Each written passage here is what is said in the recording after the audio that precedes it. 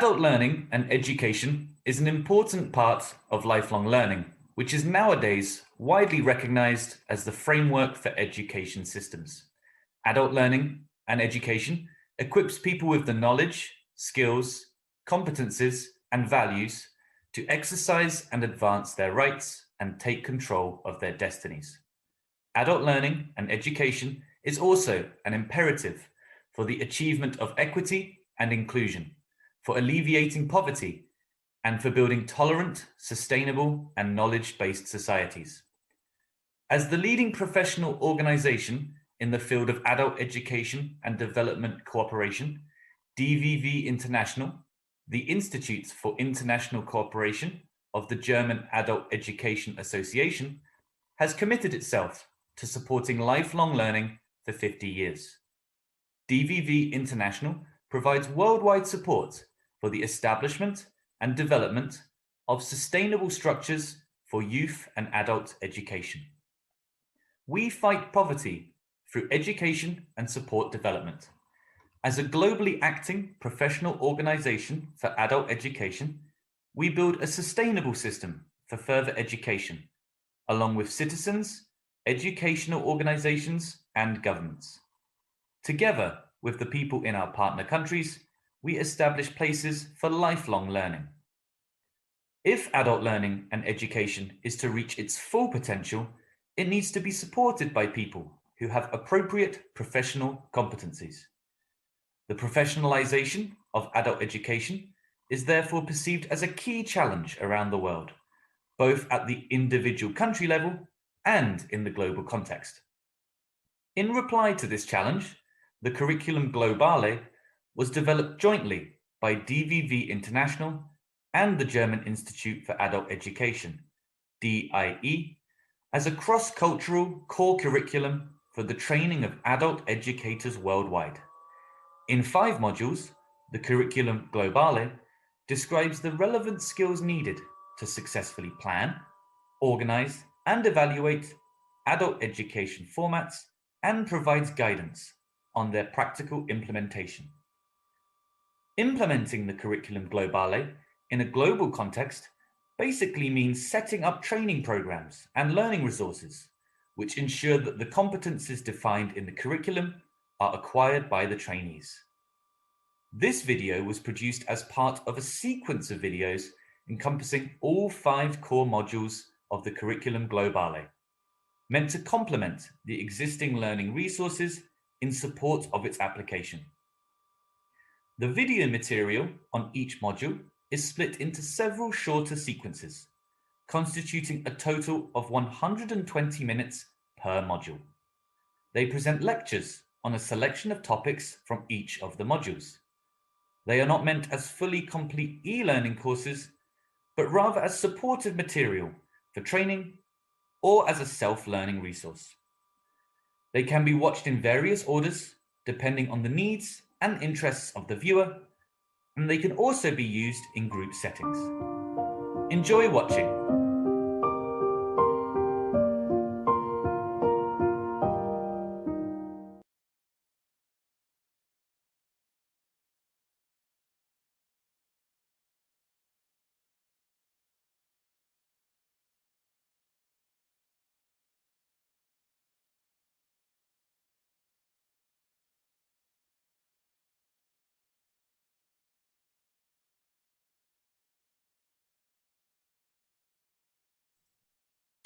Imagine you are a very famous scientist in the field of brain development.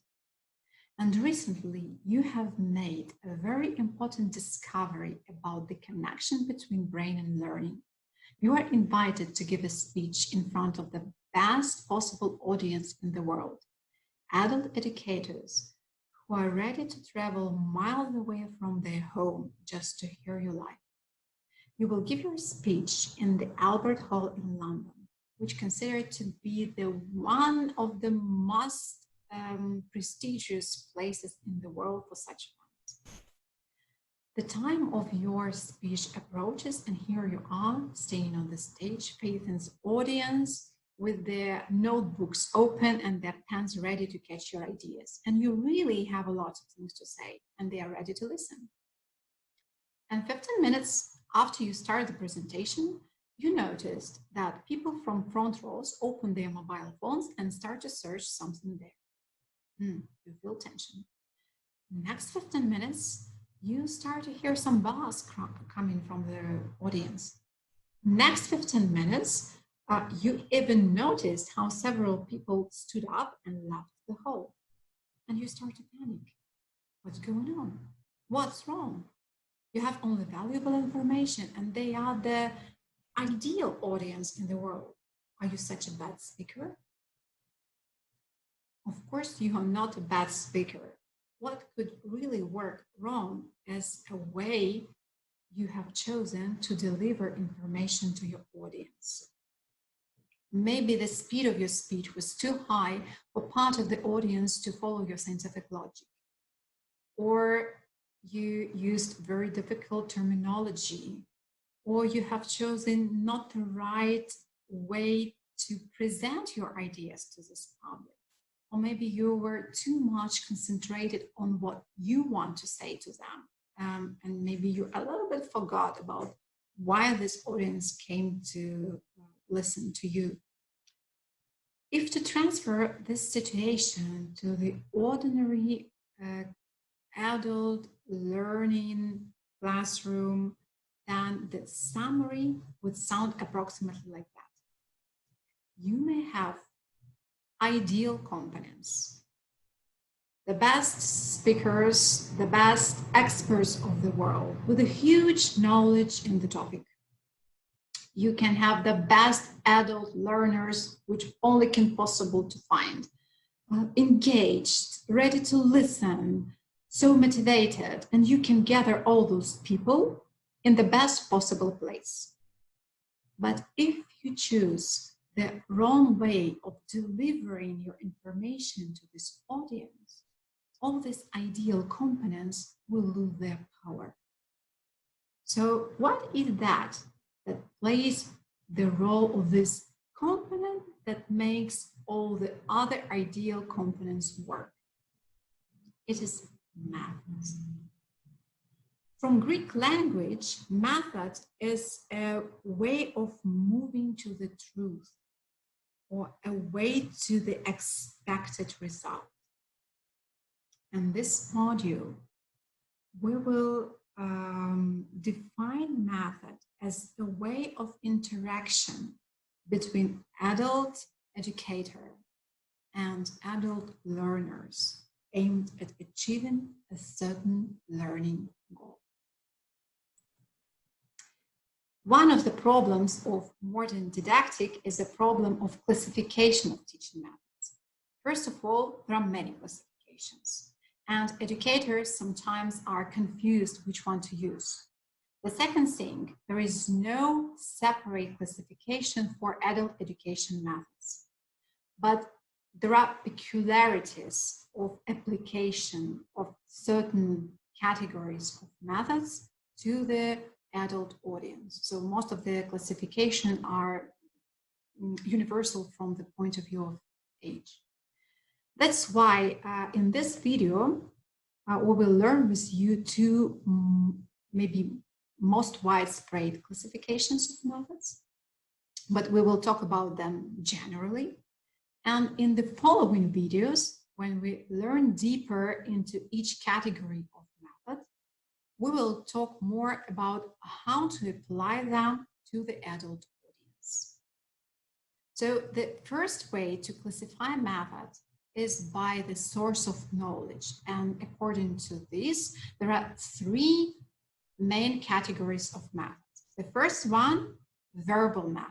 And the main source of knowledge here is word. It is one of the oldest categories used by Socrates. And on behalf of that, there is even a method which is called Socratic conversation. Other examples of verbal methods are working with text, lectures, oral presentations, case studies, or discussions. The second category is called visual methods, and the main source of knowledge here is visibility. You may use here watching educational movies, or you can use all methods involved, which involve arts, or you can display visual materials, posters, maps, or use flat models.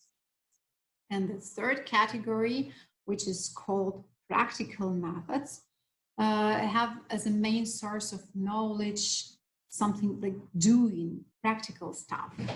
It can be a laboratory work or simulations, using certain technical equipment, tools, or just simulations in the form of games.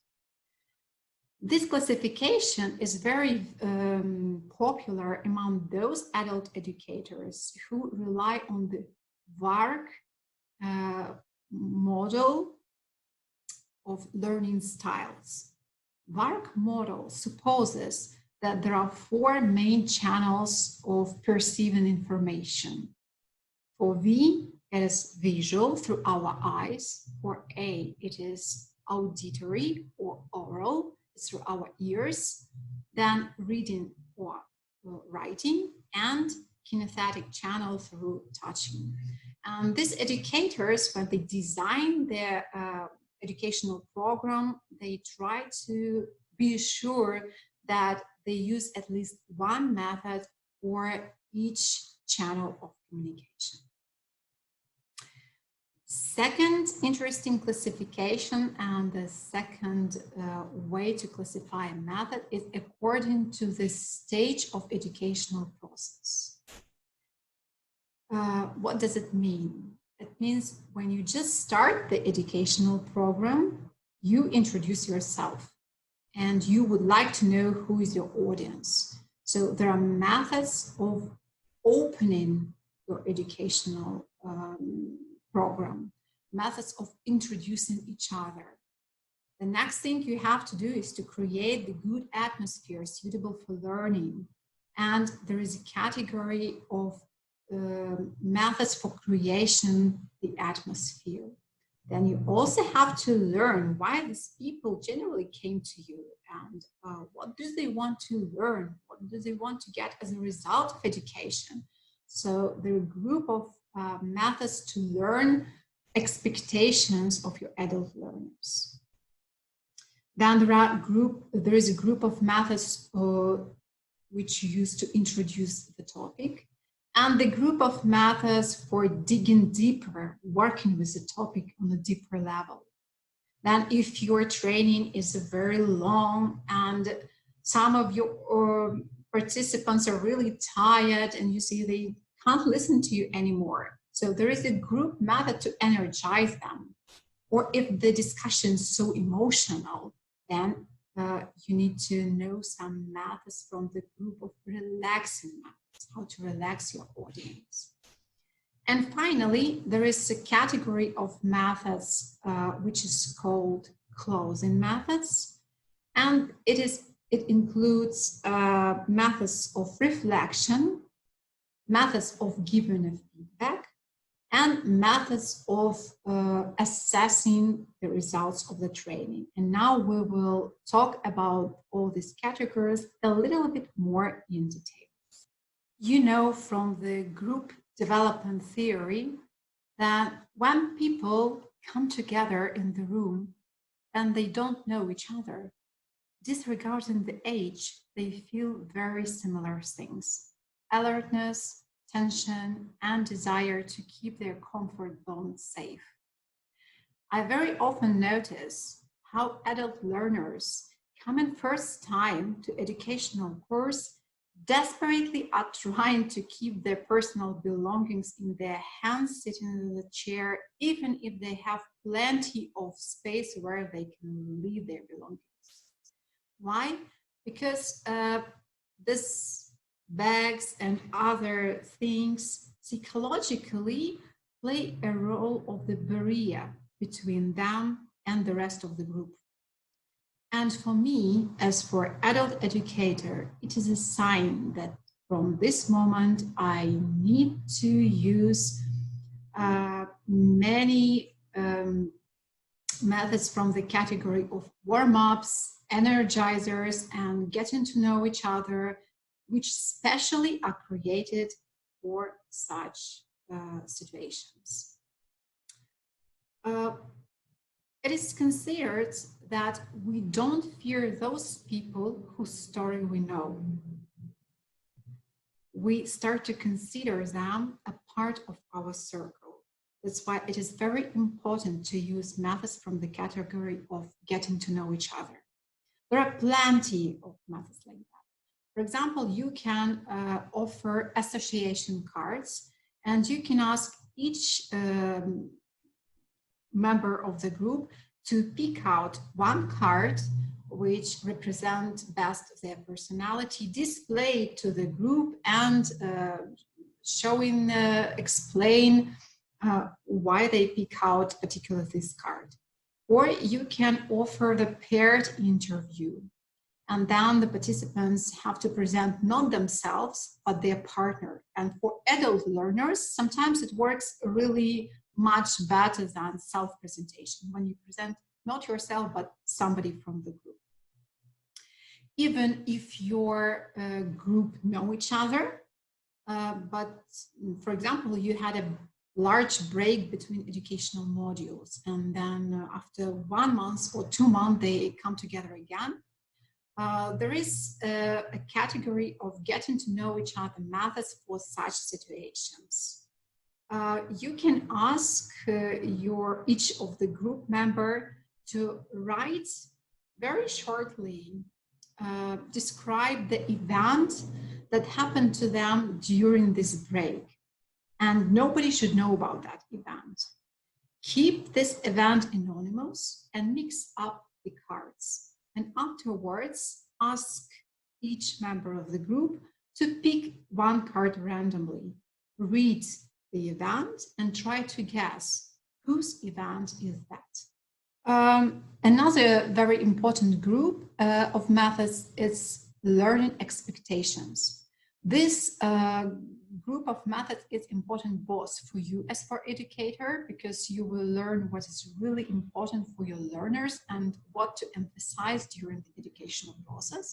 And it is also very important for adult learners, because they usually don't think much about what they want to get as the result of education. They're interested in everything and ready to listen everything that you are going to tell them and what you're going to teach. And these methods make them think what they really want to achieve, especially if they need to pronounce it to the rest of the group. But if you use this category of methods, it is very important to keep their description of the expected result till the end of the educational course, come back to it again, and to check together with the group if your learners really achieved the desirable results. In the beginning of your training, you hardly can wait from your participants deep level of analysis or arguments and comments, and not only because the topic is new. In many cases, adult students and learners study after the working day. And there are so many different problems that keep their mind busy, from the report that they have to send tomorrow to the boss, to the cat that they need to bring to the vet. Of course, methods from the category of learning expectations will fix them on the learning results, but they need to start thinking about the general topic of your educational course, and ideally it should be a very slow process. So perhaps you already heard about methods called 4 corners or discussion yes or no. In 4 corners, you ask participants very general questions about the topic, and each time give them 4 possible answers.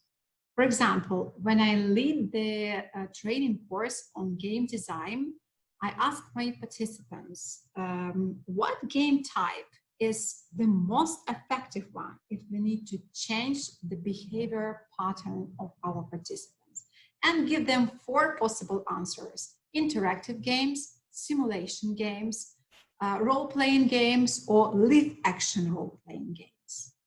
Participants need to choose an answer and move to the corner of the room that represent the chosen answer. They have about 3 minutes to discuss the arguments why they have chosen this particular answer with those who also moved to this corner. After that, they present their arguments to the group. And after 3 or 4 questions and discussion rounds like that, my participants are usually ready to dig deeper, and they want to know what game design theory really talks about these questions. Are there right answers, or all these answers, all these questions are just discussable questions? So it's a very interesting starter for a digging deeper. Or when I lead the training course on school mediation for teachers, I use a method which is called discussion yes or no. And this method, I read one by one several very controversial statements about conflict resolution, and teachers vote if they agree with the statements or disagree, and they vote with certain cards, yes or no, and they have to give the argumentation why they agree or disagree with the statements. And after reading a statement like, for example, children can resolve all the conflicts without any helps from the side of adults, teachers have very emotional discussions. After 3, 4, 5 statements and discussion rounds, the group is ready to listen to the concept of the school mediation. They are prepared for this theory and for this concept. And for me, as for educator, it is much easier to work with the group. So don't jump into the content. Make this process slower with the category of methods of introduction of the topic. Methods of working with the content. Case studies, debates, discussions, big discussions, small discussions, all of them have their own peculiarities. For example, discussion in small groups and large groups for adult learners, better to use after a good stuffing with the theory. Because if you do it before a good stuffing with the theory, as for example, a method of introduction to a topic, you can face a great manifestation of resistance, especially if you have representatives of polar positions. At the same time, you can also face a great decrease in motivation to study further. So this is a peculiarity of the discussion. Lectures and presentations, even them, have their own peculiarities, which educators not always take into account. For example, not all adult educators know that it is better to make presentation, like oral presentation or small lecture, in the second part of the day, when people already wake up, they are ready to work, and they didn't have enough time to get tired. Methods of managing energy and attention, category which involves energizers. It is the most discussed category, I think. Small exercises, but big discussion around them. Why? Because this category of methods have really a lot of peculiarities according to the age. And be ready that the older your learners are, the less they will like energizers. So part of the people or older generation, those who are after 60 years old, they consider energizers children's game. But those who are a little bit younger consider them quite valuable exercises because they help to give the group more energy. They make people more interact with each other. They can help to switch from one topic to another.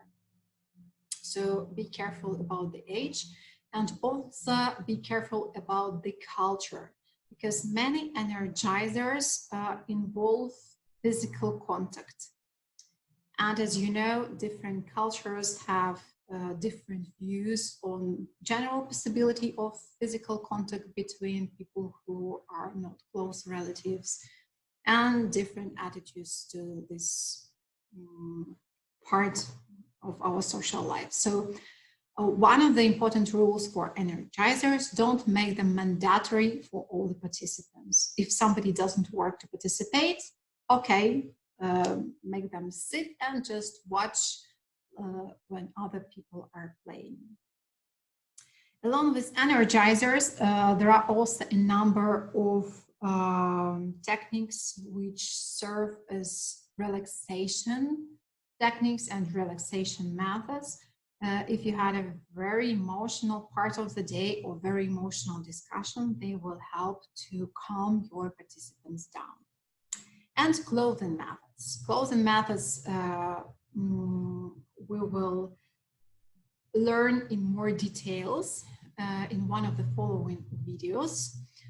Here I also want to say that for adult learners, clothing methods are much more important for young learners, because for adult learners,